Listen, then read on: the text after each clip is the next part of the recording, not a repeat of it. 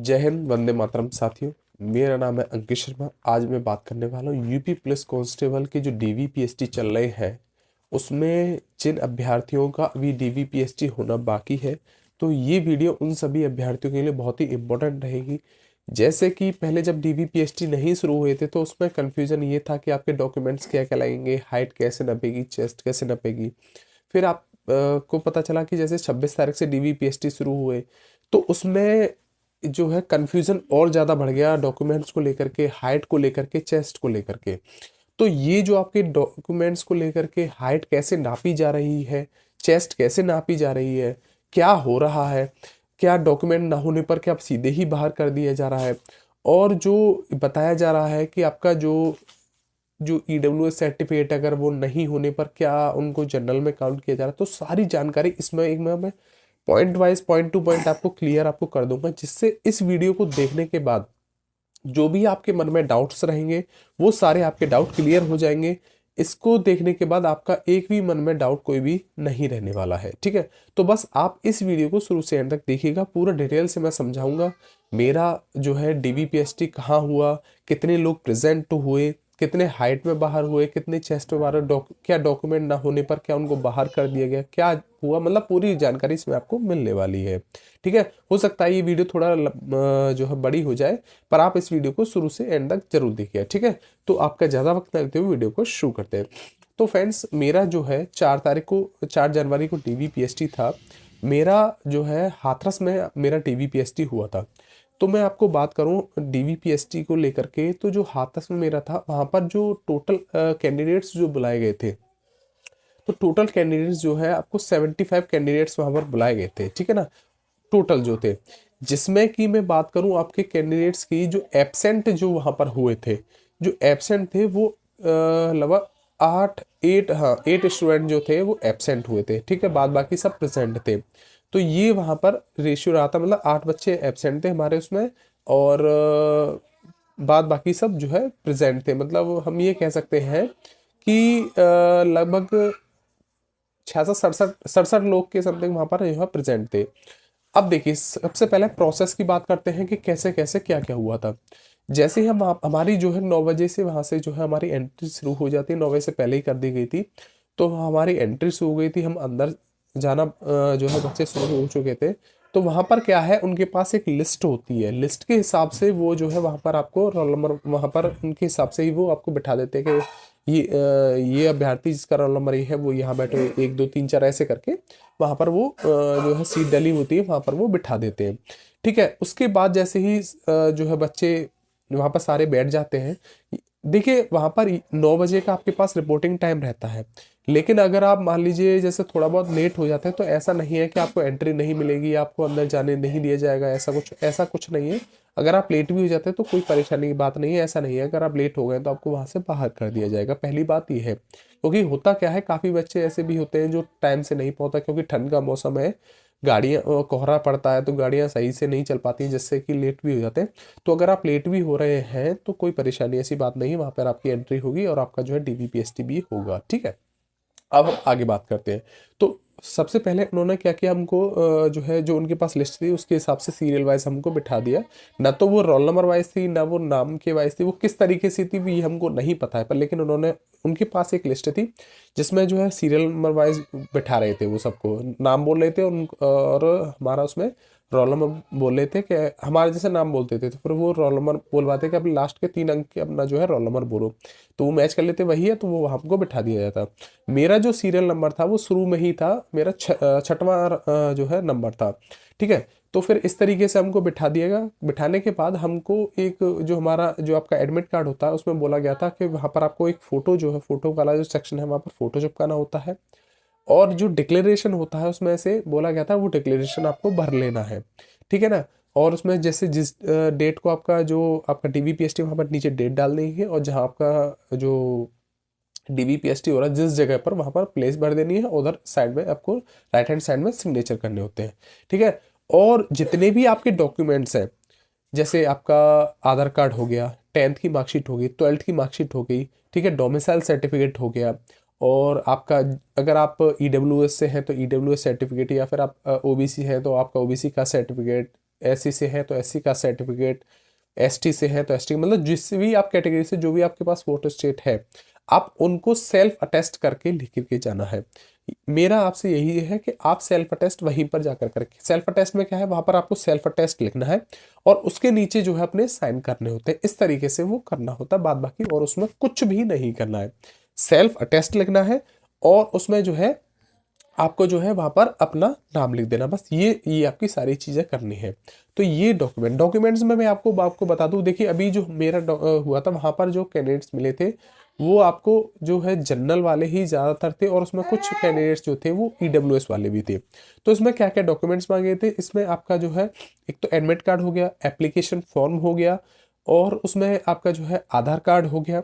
आधार card के बाद फिर आपकी 10th की मार्कशीट, फिर आपकी 12th की मार्कशीट मांगी गई थी, और जो EWS कैंडिडेट्स हैं तो वो EWS सर्टिफिकेट हुआ था, और उसमें जो है एक डोमिसाइल सर्टिफिकेट। देखिए डोमिसाइल सर्टिफिकेट आपको सभी को लेकर के जाना है, चाहे आप किसी भी कैटेगरी से बिलोंग करते हो। उसमें ये नहीं है कि आप चाहे SC ST OBC जो मतलब आरक्षण की जो मांग कर रहे हैं उन्हीं को ही डोमिसाइल सर्टिफिकेट देना है, ऐसा नहीं है। डोमिसाइल सर्टिफिकेट आपको सभी को ही लेके जाना है, चाहे आप जनरल कैटेगरी से हो चाहे आप किसी भी कैटेगरी से हो। उनका कहना था कि जो आप किसी भी कैटेगरी से, जो अगर आप यूपी के हैं, अगर आप निवासी हैं, तो आपको डोमिसाइल सर्टिफिकेट आपको लगाना है, आपको वहां पर देना है, ठीक है। तो ये चीज आपको समझ में आ गई होगी आपको डॉक्यूमेंट से रिगार्डिंग, ठीक है। तो अभी यही यही डॉक्यूमेंट्स वहां पे चाहिए, और इसके अलावा कोई डॉक्यूमेंट नहीं है। अगर आप OBC से हैं तो अपना OBC का कास्ट सर्टिफिकेट लेके जाइएगा, अगर आप SC से हैं तो SC का, और ST के हैं तो ST का कास्ट सर्टिफिकेट आपको लेकर के जाना है। यही चीज मांगी गई है, और उसमें कुछ भी ऐसा कोई एक्स्ट्रा चीजें नहीं मांगी गई है, ठीक है। अब देखिए फिर होता क्या है, फिर आपको नंबर वाइज नंबर वहां पर अंदर भेजा जाता है। उसमें जो है वहां पर जो है जो आपके जो DVPST कराते हैं वहां पर बैठे होते अधिकारी लोग बैठे होते हैं, वहां पर आपके जाएंगे तो वहां पर आपके पहले आपके जो फोटो कॉपी है वो मांगे जाते हैं। वहां पर आपसे आपका आधार कार्ड लिया जाता है, वो आपका चेक करते हैं, आपका जो नाम है और आपके फादर्स का नेम है, जो DOB है वो आपका उससे मैच हो रहा है नहीं हो रहा है, ठीक है। फिर उसके बाद होता क्या है, फिर आपसे वहां पर एक फोटो, अंदर उनके पास एक फॉर्म फाइल होती है, उसमें फॉर्म होता है जिसमें कि आपका एक फोटो मांगा जाता है वहां पर चिपकाने के लिए कि आपका इस फोटो मांगेंगे। मैं फोटो की बात करूं तो कम से कम आप अपने अपने साथ में 10 फोटो आप लेके जाइएगा, क्योंकि कम से कम वहां पर आप लगभग 3 फोटो वहां से आपको मांगे जाते हैं। एक आपका जो एडमिट कार्ड होता है वहां पर चिपकाया जाता है, लगभग मतलब 4 से 5 फोटो आपको आवश्यकता पड़ती ही पड़ती है, ठीक है। तो ये हो गया। उसके बाद होता क्या है, फिर आपका जैसे ही वहां पर वो आपका चेक कर लेंगे, फिर उसके बाद आपका बायोमेट्रिक होता है। बायोमेट्रिक में होता क्या है, आपका पहले थंब लिया जाता है, फिर आपका जो है कोई फिंगर ली जाती है। तो इस तरीके से आपका बायोमेट्रिक होता है, मतलब ये आपका चेक करते हैं कि आप वही पर्सन है कि जिन्होंने जो आपने एग्जाम दिया था, कि आप कहीं ऐसा नहीं कोई दूसरा बंदा हो, ठीक है। उसके बाद जैसे आपका यहाँ पर बायोमेट्रिक हो जाता है, बायोमेट्रिक कराने के बाद फिर आपको अगली डेस्क पर भेजा जाता है। अगली डेस्क पर वहां पर होता क्या है, वो आपको बताते जाएंगे कि आप वहां पर जाइए। फिर वहां पर आपकी फाइल्स पर जो है आपको वहां पर साइन कराए जाएंगे। साइन कराने के बाद फिर आपको वहां पर होगा क्या, फिर आपको वहां पर मोहर लगा दी जाएगी। मोहर लगाने के बाद फिर आपको अंदर भेज दिया जाएगा। फिर वहीं पर आपका जो है वहां पर एक चेकलिस्ट होती है, जिसमें कि आपका वहां पर देखा जाता है कि क्या क्या आपके अंदर डॉक्यूमेंट्स लगाए हैं। जो जो डॉक्यूमेंट्स आपने लगाए होते हैं उसमें आपको यस करना होता है, जो जो आपने नहीं है, आपके आपके जो डॉक्यूमेंट्स उसमें नहीं है उसमें नो करना होता है, ठीक है। तो जैसे हमारे जनरल का था तो मेरा उसमें आधार कार्ड था और एप्लीकेशन फॉर्म था, और उसमें क्या नाम है आपका 10th की 12th की मार्कशीट थी, डोमिसाइल सर्टिफिकेट था, ये था। बाद बाकी सब में नो करना था। उसके बाद फिर वहाँ पर और भी जितने भी सब अधिकारी लोग होते हैं उनके पास एक फाइल दोबारा वहाँ पर जाती है, वो वहाँ पर साइन करते हैं, फिट कर देते हैं कि आप डॉक्यूमेंट्स आपके फिट है, मतलब सही है। फिर उसके बाद आपका वहाँ पर होता है हाइट और chest measurement. Height chest measurement में देखिए क्या क्या होता है। सबसे पहले आपका वहाँ पर होगा क्या कि आपके जो जो आपने ऊपर कपड़े पहने हुए हैं ये आपको उतरवा दिए जाते हैं वहाँ पे, जैसे ये आप जो भी शर्ट वगैरह है ये बनाना आपकी उतरवा दी जाएगी।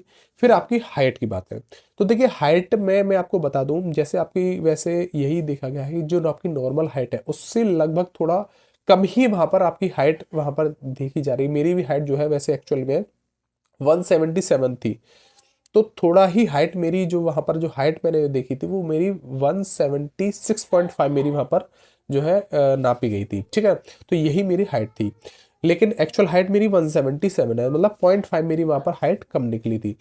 फिर उसके बाद हाइट हो गई, हाइट के बाद हमारी होती है चेस्ट की बारी।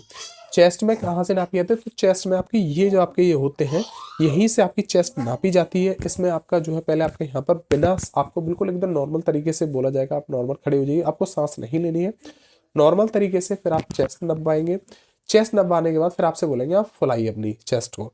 तो आपको 5 सेंटीमीटर फुलाना होता है, 5 सेंटीमीटर जैसे आप फुला देंगे फिर आपको वहां से कर दिया। देखिए एक चीज मैं आपको हाइट में बता दूं, हाइट में अगर देखिए जहां मेरा जो है डीवीपीएसटी हुआ था, उसमें अगर मान लीजिए अगर आपका थोड़ा बहुत अगर कम भी है हाइट में, तो वहां पर वो चला दे रहे हैं आपको, जो है वहां पर क्वालिफाई कर दे रहे हैं। ऐसा नहीं है कि वहां से बिल्कुल ही ये कर दे रहा हूँ, आउट कर दिया जा रहा हूँ। हाँ लेकिन अगर आपका ज्यादा ही, जैसे मान लो 168 उसमें आपकी हाइट मांगी गई है, लेकिन उसमें आपकी जो हाइट है वो आपकी 165 ही है, 167, 166 ही रह गई है।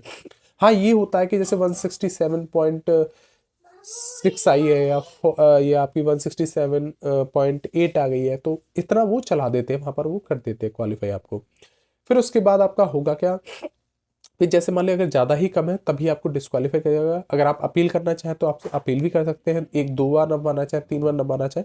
देखिए जो जितना भी स्टाफ है वो बहुत सपोर्टिव स्टाफ है, बहुत ही अच्छे तरीके से वहाँ पर आपका डीपीपीएसटी कराया जा रहा है। कोई भी बिल्कुल घबराने वाली बात नहीं है। जिस तरीके से बोलते हैं कि वहाँ पर इस तरीके से हो रहा है, इस तरीके से हो रहा है, ऐसा कुछ नहीं, नॉर्मल तरीके से वहाँ पर सारी चीज़ें हो रही है।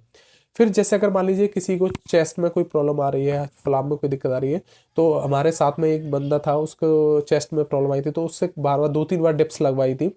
फिर उसका जो है नॉर्मल वहाँ पर आपका चेस्ट आपका हो गया। तो पहले उसका कम आ रहा था, फिर उसके बाद में सही हो गया, फिर उसको वहाँ पर क्वालिफाई कर दिया गया।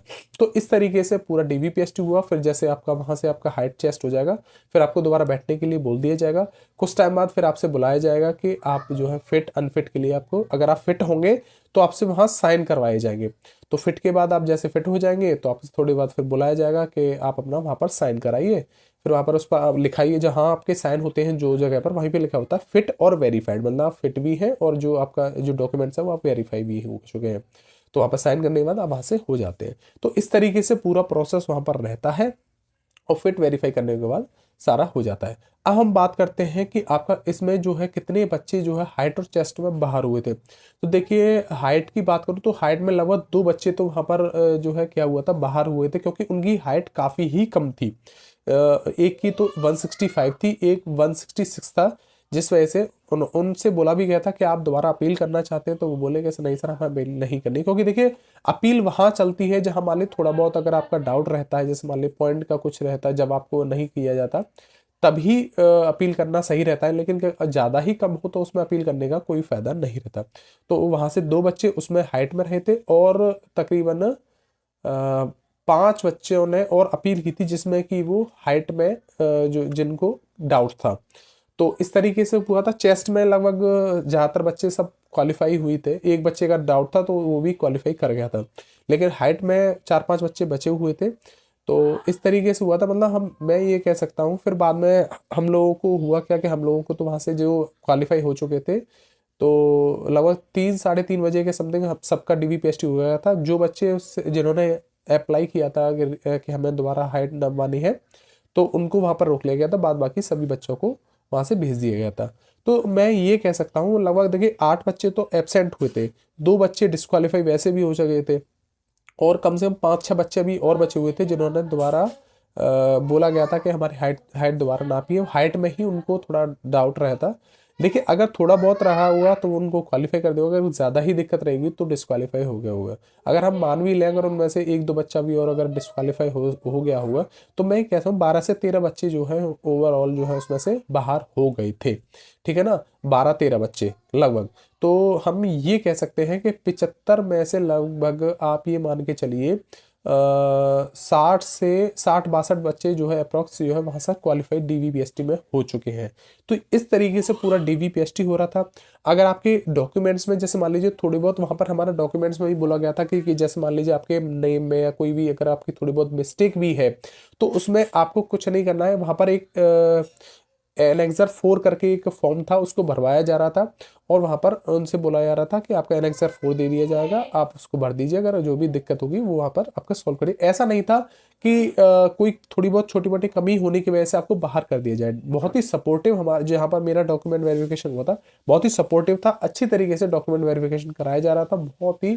और ये भी बोला जाए, जैसे मान लीजिए आपके पास कोई डॉक्यूमेंट नहीं है उस टाइम अवेलेबल, अगर आप उस टाइम तक अगर आप करा सकते हैं तो और अच्छी बात है, नहीं तो आपको नेक्स्ट डेट भी दी जा रही थी। ऐसा नहीं है कि आपको बाहर ही कर दिया जा रहा था, तो 3-4 दिन बाद की वहाँ उनको डेट भी दी जा रही थी। उनसे बोला भैया अगर आप अभी मंगा सकते हैं तो आप अभी मंगा लीजिए, या फिर अगर आप अभी नहीं मंगा पाते हैं तो 3-4 दिन बाद की आपको डेट मिल जाएगी, फिर आप उसको उस डॉक्यूमेंट को उस डेट को आप जमा कर दीजिएगा।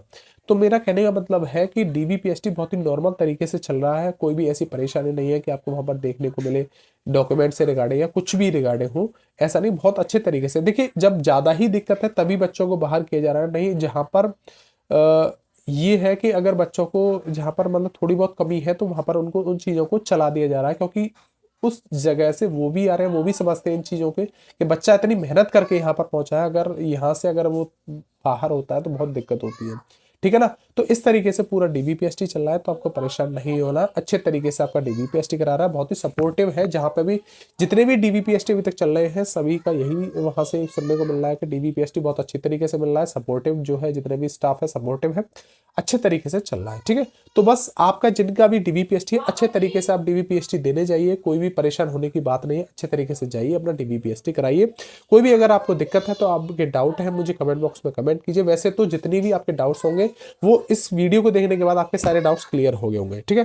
तो फ्रेंड्स आई होप जो भी मैंने आपको सारी चीज़ें बताई आपको सही तरीके से समझ में आ गई होंगी, और फिर भी कोई डाउट है तो आप मुझे कमेंट बॉक्स में कमेंट कर दीजिएगा, या फिर हमारा टेलीग्राम चैनल है उसको जाकर के ज्वाइन कर लीजिए, जिससे कि आपको कोई भी अपडेट होती है तो वहाँ से आपको मिल जाएगी।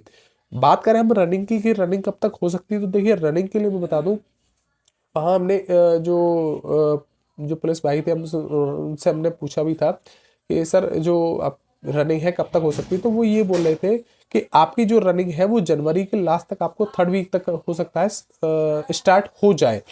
तो चांस यही है कि आपका जो रनिंग है वो थर्ड वीक ऑफ जनवरी तक आपकी शुरू हो जाएगी, और जनवरी के लास्ट तक तो यही है कि आपकी स्टार्ट हो जाएगी। तो मैं आप सभी से यही कहूँगा कि अपनी जो है रनिंग पर कंटिन्यूस लगे रहिएगा। अगर आप जो है, मैं इतना बता दे रहा हूँ, अगर आप डेली आप रनिंग करने जाते हैं तो आप रनिंग इसमें जो है कंप्लीट कर पाएंगे, ठीक है। तो फ्रेंड्स वीडियो बहुत ज़्यादा लंबी हो गई है, तो बस यही था कि आपका जो है डीबीपीएसटी बहुत नॉर्मल तरीके से हो रहा है, कोई ऐसी घबराने वाली बात नहीं है, ठीक है।